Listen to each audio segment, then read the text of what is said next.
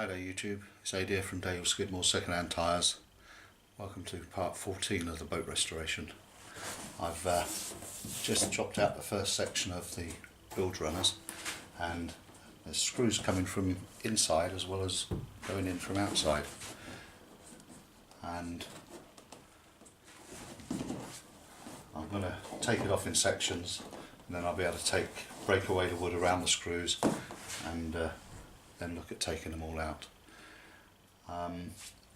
The timber yard rung up today, and the manager or the owner had said to his secretary that maybe I could go to a place in Sandwich which he supplied the timber framing for, which is right down on the quay, and they're doing a course in boat restoration there for, I think it's a youth project, and it was built last year and it must be up and running now, and they've got a clinker built boat in there that they're restoring. So he suggested that maybe if I went down there and got some advice off of them about what oak to use, that then I could get back to them. So I suppose at the moment no one's really going to commit themselves to anything in case they give wrong advice, which I suppose in this day and age with litigation and that, it's only reasonable to expect. So that's a continuing saga at the moment. Now this oak, and it definitely is oak, now I've cut it up, I'd say yes, definitely it was oak, is absolutely rock hard in the middle. It's just all the way around the edges that it isn't, and it's sort of been eaten away around the edges, but the inside is still solid. I don't think there's going to, well, I don't know, maybe I might not throw this away. I might actually keep it and plane it up, although once oak's seasoned and gone hard, it becomes harder and harder over the years. But I wonder if there's anything that I can make from it that I can incorporate into the boat. Maybe cleats for tying off at the back end, something like that possibly. I don't know, I'm not going to throw it away because it is really only the surface that isn't good. But obviously if you're in doubt about it, you've got to cut it out. So I'll carry on with this now and then get back when I've got something else to show you.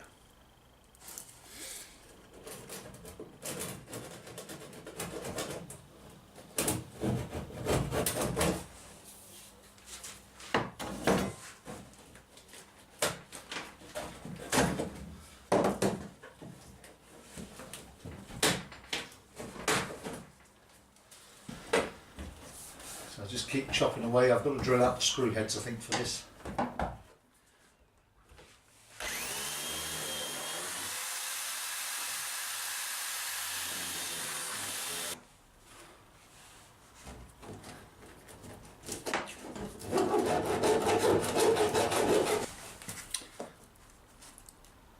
Generic hardwood my foot. It's a piece of pine. It must be all the sealer and stuff on the outside took away all the grain, but that is definitely a piece of floorboardy type pine. Might not have any knots in it, but it ain't hardwood. On fire. Well, that's all the wood cleaned off the keel, and most of the white gunk, the Sikaflex. Just got to work out a way now of getting these screws out. I had to cut them all with a hacksaw blade because they're all seized in there. They're stainless steel, I think, but they're pretty rusty. If they're not stainless steel, then they're steel, which would explain a lot, but they haven't rusted all the way through. So I think a bit of a heat with a soldering iron, and then either knock them through inside or try and pull them out. But going by these screws on the rubbing strip, there's not a lot of chance of coming out that way. And then move the boat over a bit and take out that bilge runner.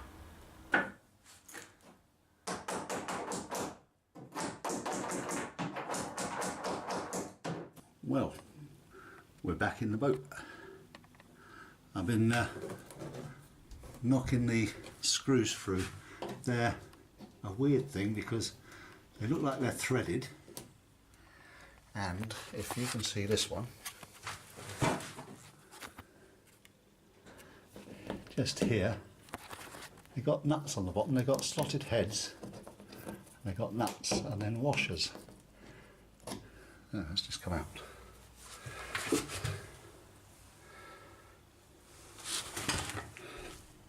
might put it on my bench. But they're made of bronze or brass, and these are original to the boat, as the build runners are original.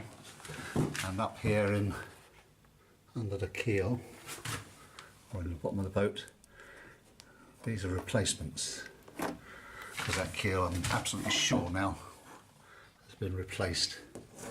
There's some bits where they've packed. Oh, this is going to come out. So you can see the holes where I've knocked them through. I've cut the heads off and knocked them through, but there's areas where it's been built up with stuff. There's one there, where's my hand? There. There's a bit as well, which I sort of could see before, but the more you take apart, the more you understand the forensics of it. And there, I said stainless steel earlier on, but the bolts that come through here, or the screws that are coming through here, were rusty on the outside, but the rubbing strip, which is stainless steel as well, was absolutely clean as a whistle, so I'm pretty sure they must have been steel that they used to replace the ones that were there originally when the keel was replaced. Well, I had some trouble getting one of the bolts out that was in the keel, and after hammering around and moving it around, this big lump of filler dropped out. I think what I'm going to do is get some of the woven mat and rather fill it up the bottom of the keel on the inside to help reinforce it. I don't think it's structurally made any difference, it's not weakened it, but that was obviously bunged in afterwards. There's dirt on it, so it can't have been put in when it was made, because the dirt's all the way around. So that was put in after, and again, more than likely when the keel was replaced, the keel wood. So I've got some more fiberglassing to do before I think about doing the woodwork.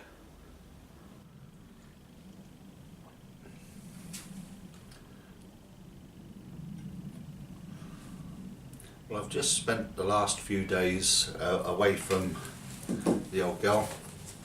I've had a lovely weekend. In fact, it started last Thursday.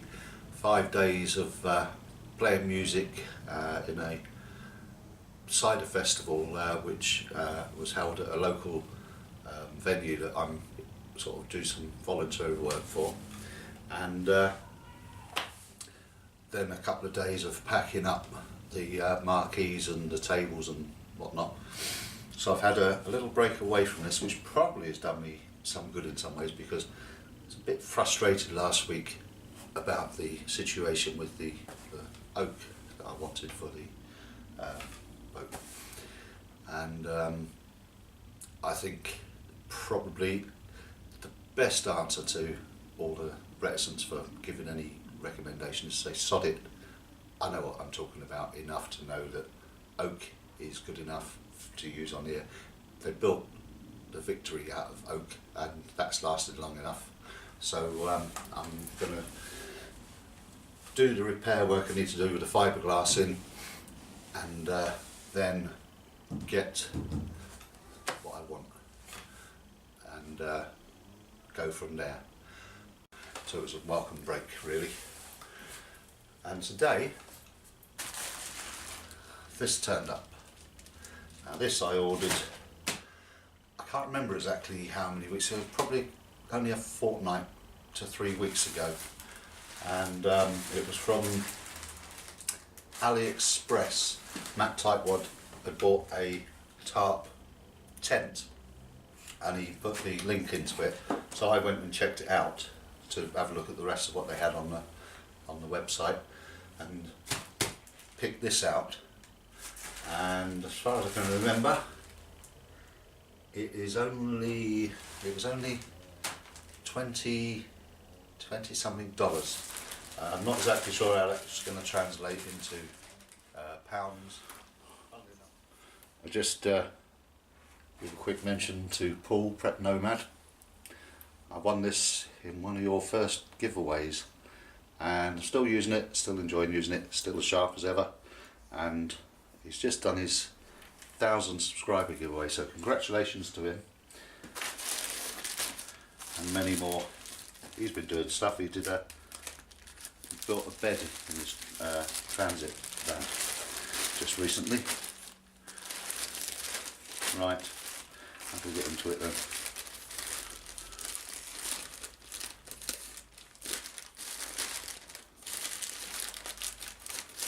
Well, that's a nice enough colour.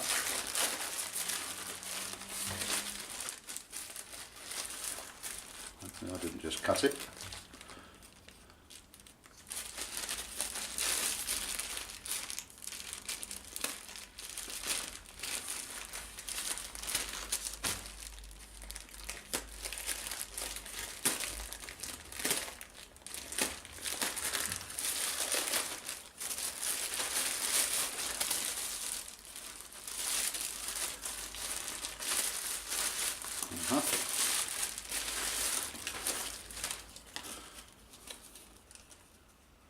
It actually did come from Shanghai.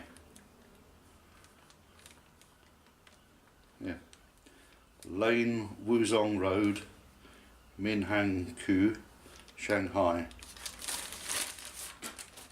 So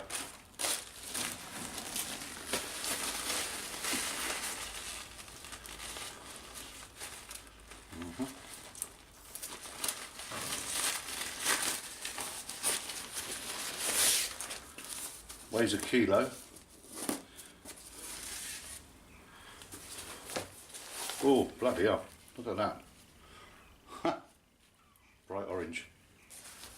And it's that was one of the reasons why I chose to get it, was because it's got this silver reflective stuff on it, because obviously I'm not going to be able to keep warm with a fire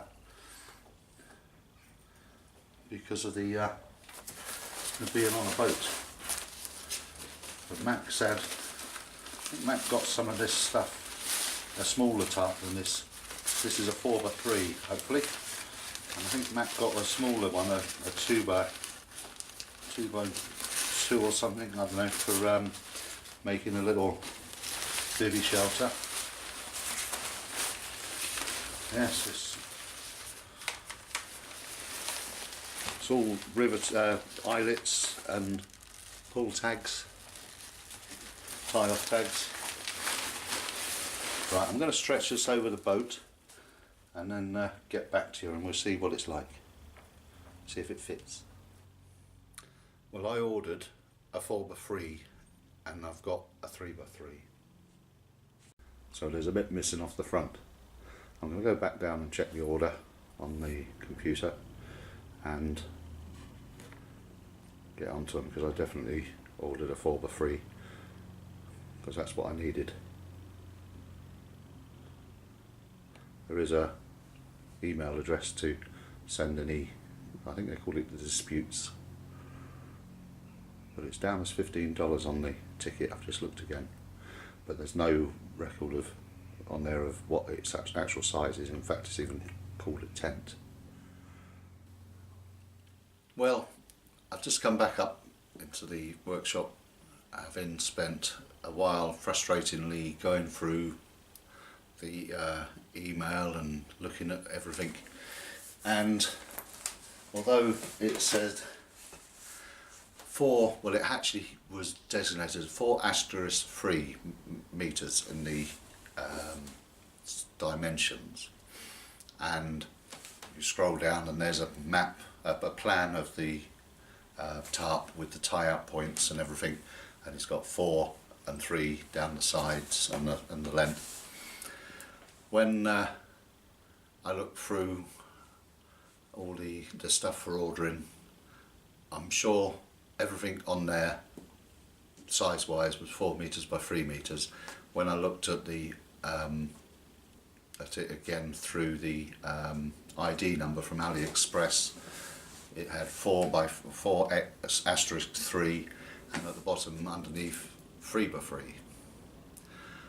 And I'd never noticed that. Everything about it, there were 3 by 3 tarps, but I specifically went for, there was 3 asterisk 3s, I specifically went for the 4 asterisk 3. And so it appears that either they don't actually do a 4 by 3, and everything sort of like is 3 by 3, I don't know. But in the end, trying to go through the complaints system and everything, and the price of it is $15 on the label. So I think, well, can I be asked? I have some ripstop camo, was it MTP, the woodland camo material, which I was going to make a hammock chair with, so I could sew that onto this with me sewing machine, which I've got, and I've been practicing a little bit with, for the front end and possibly for the back, to close in the back panel, and just go with this. It is a nice tarp, don't get me wrong, it is ripstop nylon, and it has the silver reflective inside as well, which can only help. So given the fact it's come from Shanghai, can I really be asked to send it back? Maybe that's what they like, I don't know. But it's a nice tarp. So everything else is taking longer and involving stuff just lately, so why shouldn't that? So I'm going to end this vid here. It's a little update, and I'm going to carry on. I've got some proper work to do actually again, so I'll be doing that over the next couple of days, and then sorting out the next stage of doing the boat, the repairing. Got to turn it back over to repair the insides where I've knocked out those funny bolt things, and get some fiberglassing done over that to strengthen it, and running up the keel inside, and then sorting out the wood. But am I downhearted? Nah. I'll see you all soon. Cheerio.